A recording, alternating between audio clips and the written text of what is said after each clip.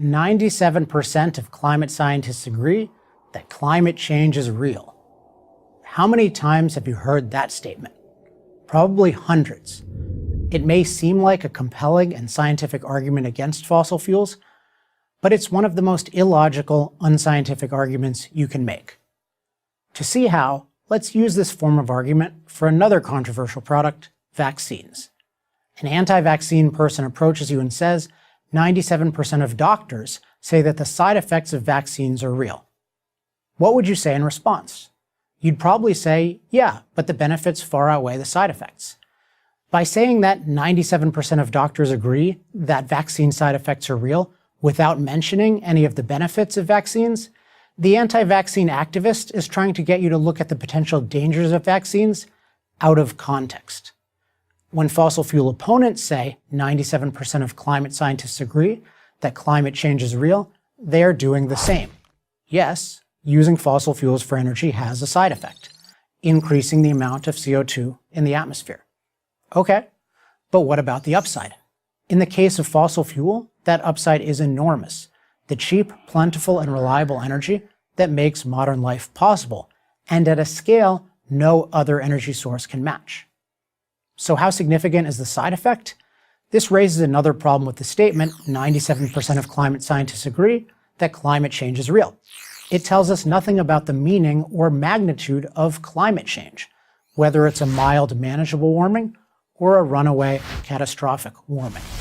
This is an example of the fallacy of equivocation, using the same term in different, contradictory ways. If someone were to say 97% of doctors agree that vaccine side effects are real, what exact vaccine side effects do the doctors agree on? That a certain number of babies will get a rash? Or that large percentages will get full-blown autism? Precision is key, right? But fossil fuel opponents don't want you to know the precise magnitude of climate change, because if you did, you wouldn't be scared of climate change, you would be scared of losing the benefits of fossil fuels. For example, listen to how Secretary of State John Kerry manipulates the 97% of scientists line. 97% of climate scientists have confirmed that climate change is happening and that human activity is responsible, he said in a speech in Indonesia in 2014. Later, in the same speech, he claimed that scientists agree that the world as we know it will change, and it will change dramatically for the worse. 97% of climate scientists never said any such thing. So what did the 97% actually say? It turns out nothing remotely resembling catastrophic climate change. One of the main studies justifying 97% was done by John Cook, a climate communications fellow for the Global Change Institute in Australia. Here's his own summary of his survey. Cook et al. Found that over 97% of papers surveyed endorsed the view that the Earth is warming up, and human emissions of greenhouse gases are the main cause. Main cause means over 50%. But the vast majority of papers don't say that human beings are the main cause of recent warming.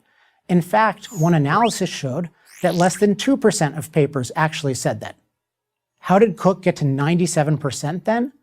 First, he added papers that explicitly said there was man-made warming, but didn't say how much. Then he added papers that didn't even say there was man-made warming, but he thought it was implied. A scientific researcher has a sacred obligation to accurately report his findings. Cook and researchers like him have failed us, as have the politicians and media figures who have blindly repeated the 97% claim to support their anti-fossil fuel goals. How can we protect ourselves against this kind of manipulation? Whenever someone tells you that scientists agree on something, ask two questions. What exactly do they agree on? And how did they prove it? I'm Alex Epstein, author of The Moral Case for Fossil Fuels for Prager University. To subscribe to our YouTube channel, click here. To help keep our videos free, donate here.